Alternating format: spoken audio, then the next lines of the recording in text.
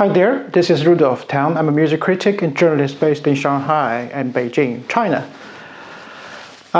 Just for those of you who don't really know me, probably a few words of who I am, what I do. Well, I write about music. I don't write music, but I write about music. Since 2001, I submitted my first story, the translation of Boulez, Pierre Boulez, learned how to conduct, because nobody was conducting his music at the time. That story, the translation was published in Shanghai. I remember in the February issue of 2001.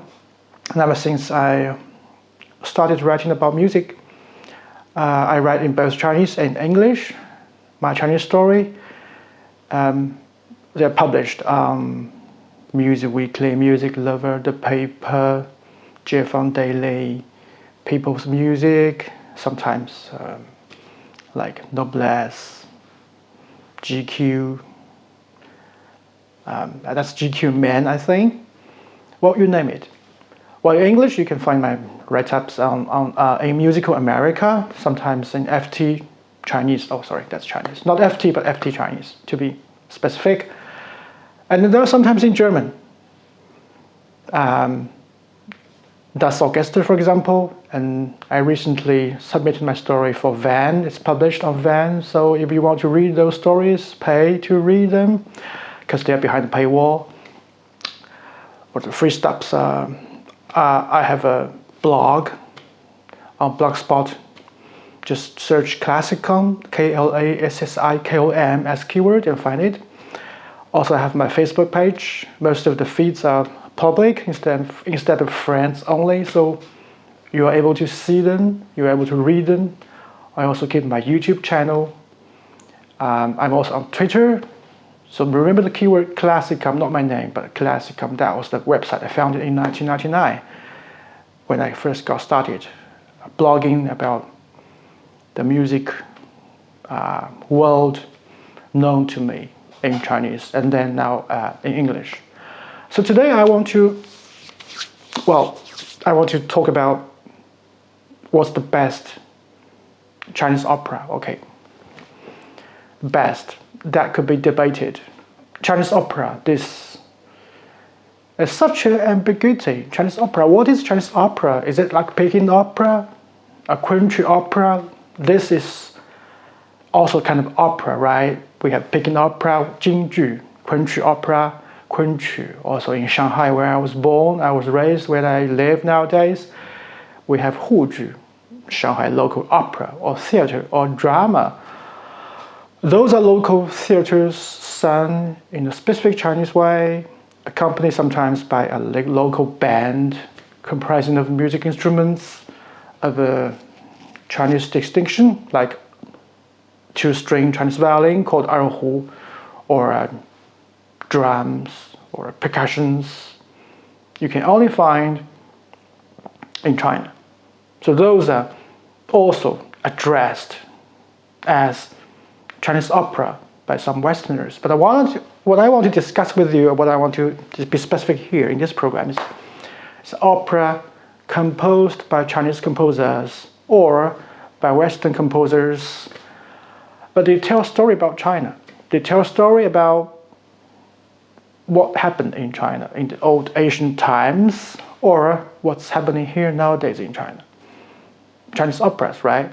So opera in a Western, Italian, French, German, Spanish, Russian opera fashion, with singers on stage with a full size, or in chamber operas, a smaller size orchestra that plays Western instruments. Well, of course, sometimes Chinese operas, composers in China tend to add some special effects to the orchestrated bit. They will add some Chinese instruments like erhu, like pipa, like some, well, in other cases, percussions like Chinese drums, tans in orchestra.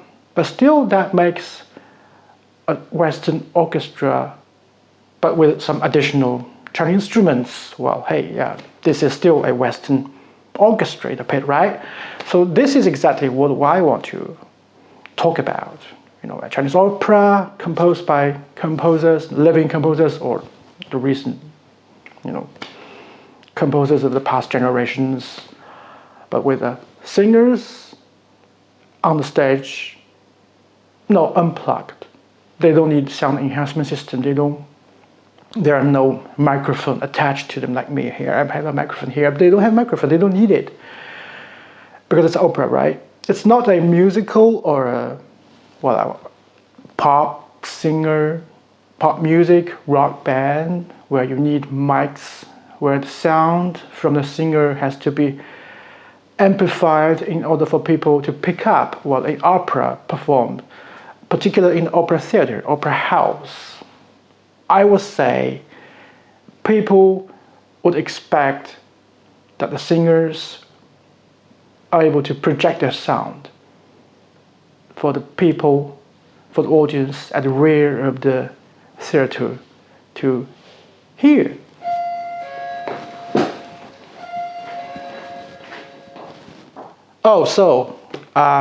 The maid just came, cleaned the room. It's a mess, by the way. Now it's much cleaner. Yes, I was in a hotel. I'm in a hotel in Nanjing for a concert tonight.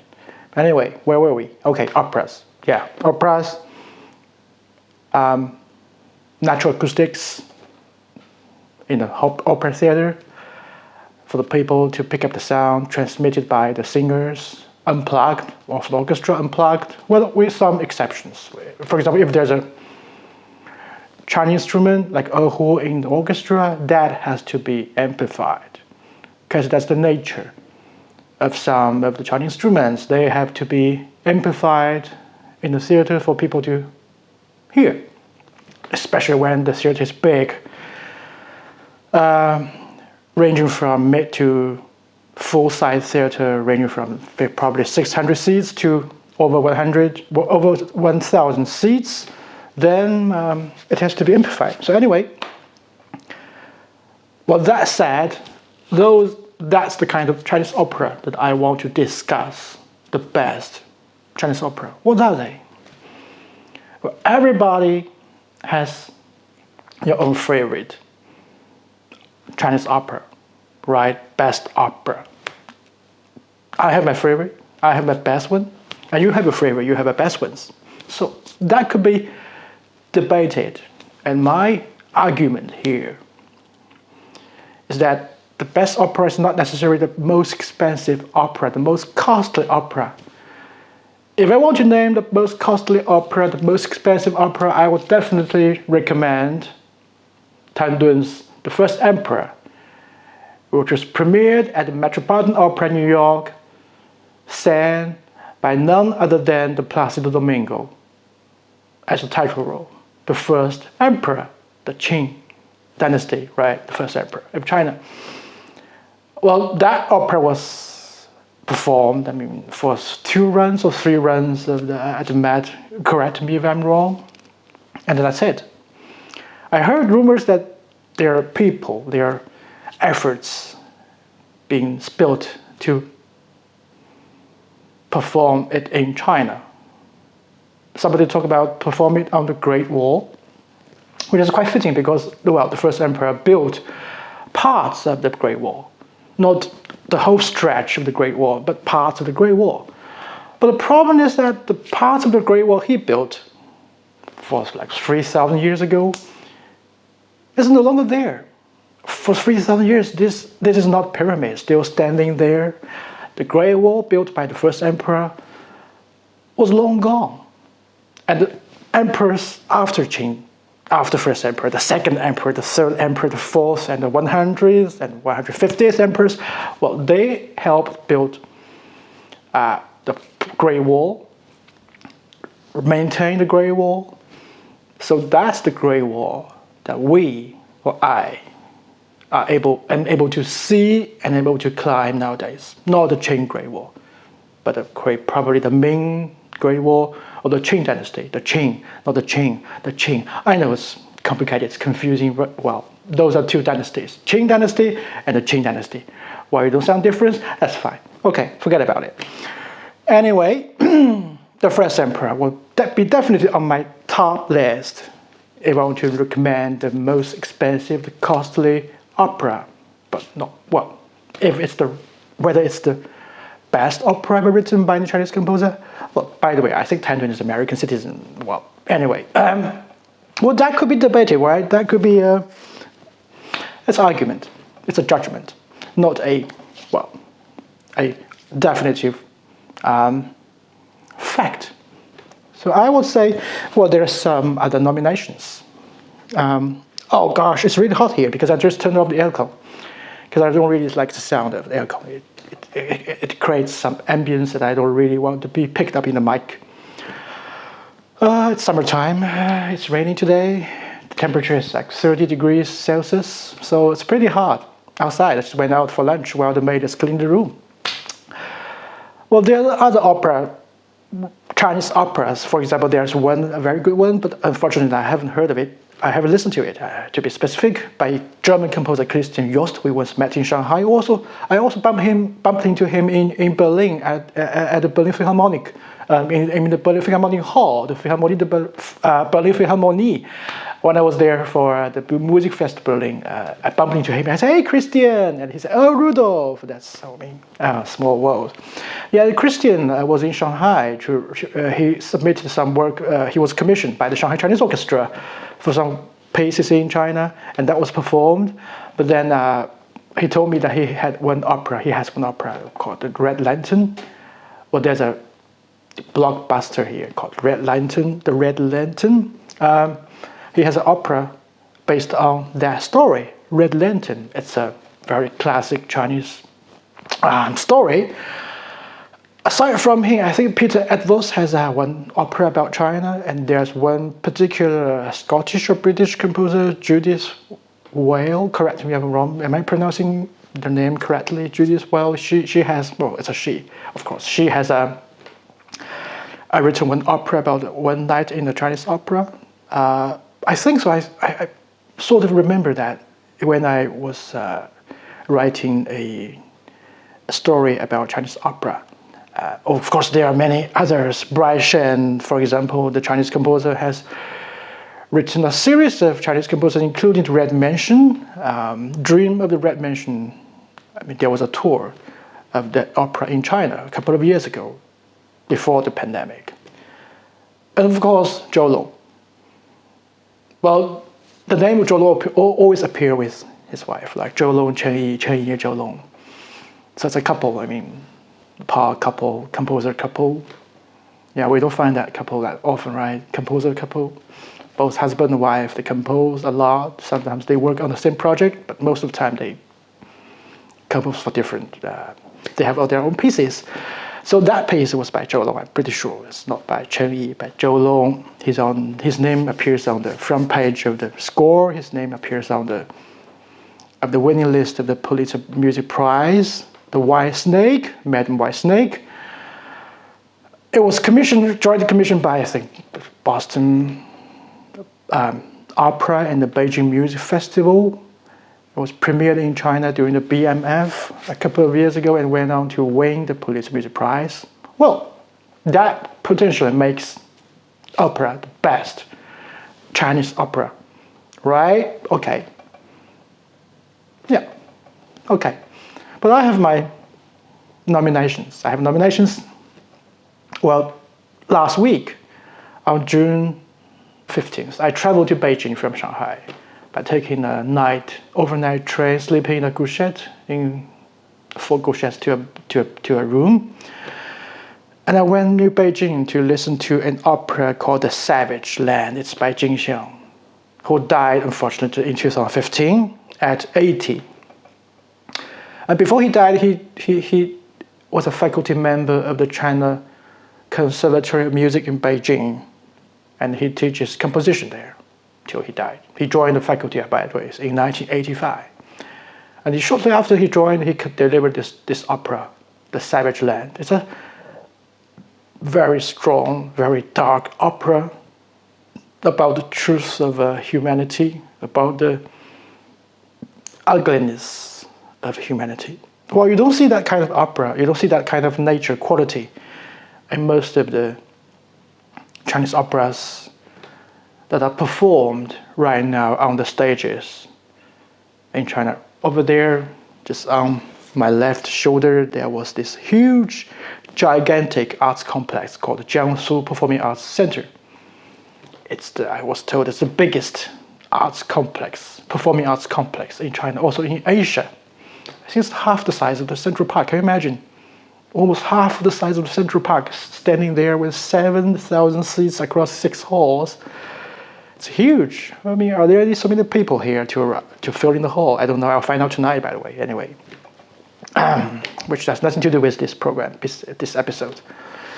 Probably I'll shoot one after this. Well, Savage Land. Yeah, it's one of the few Chinese operas that doesn't involve a sacrifice for ideology, a martyrdom for some isms. It's love, the story about love and hatred, love and revenge, like Hamlet, you name it, love and hatred, and that leads to the death of the character, of the main character, the male.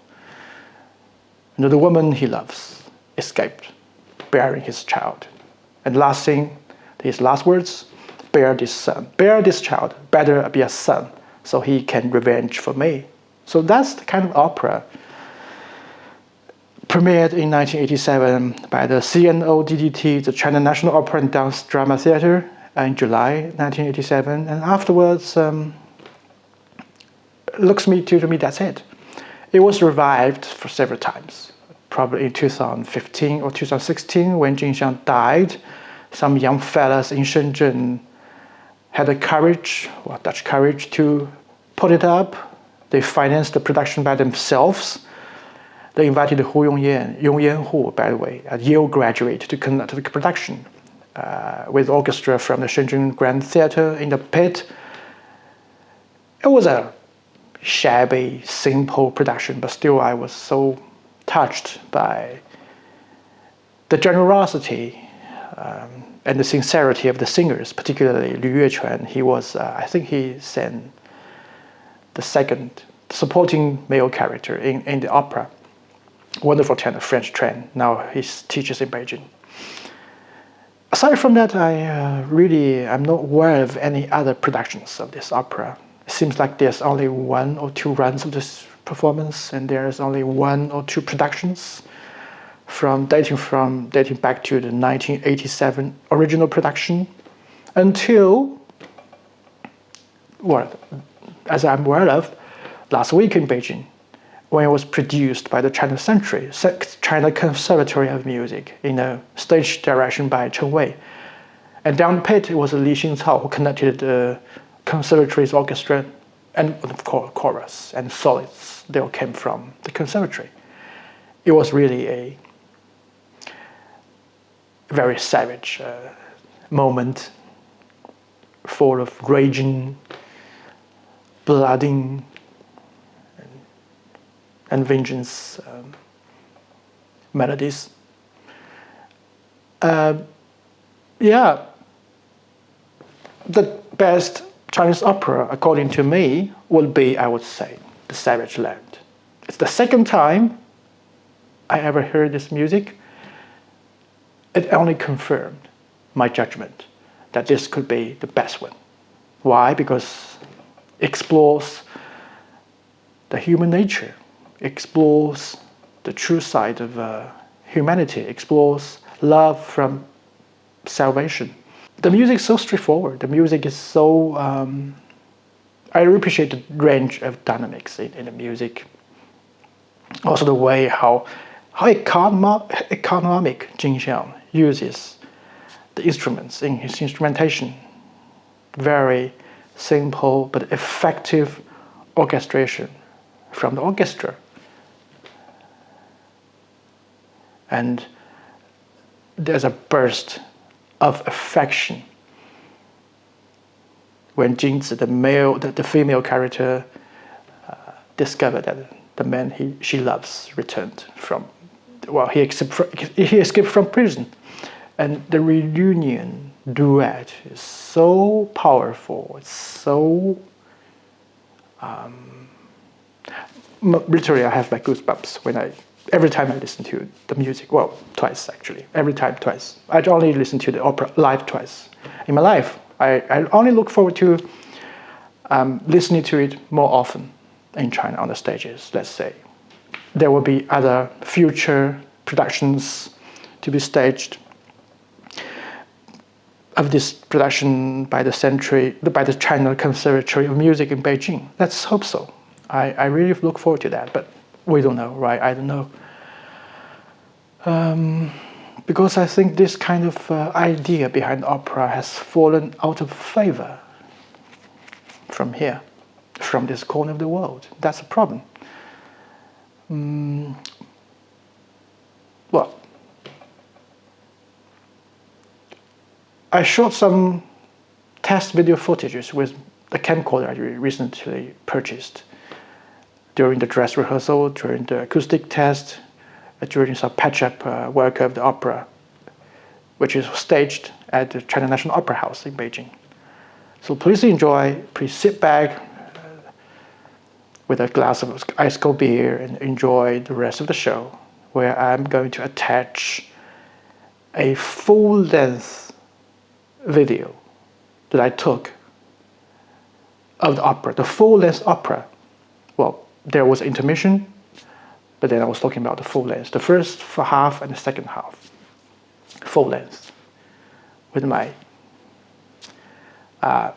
mobile phone and some additional footages, documenting my trip from Shanghai to Beijing for this very performance. Well, I hope you enjoyed the show, and what's more important, you enjoy the rest of the music. Thank you.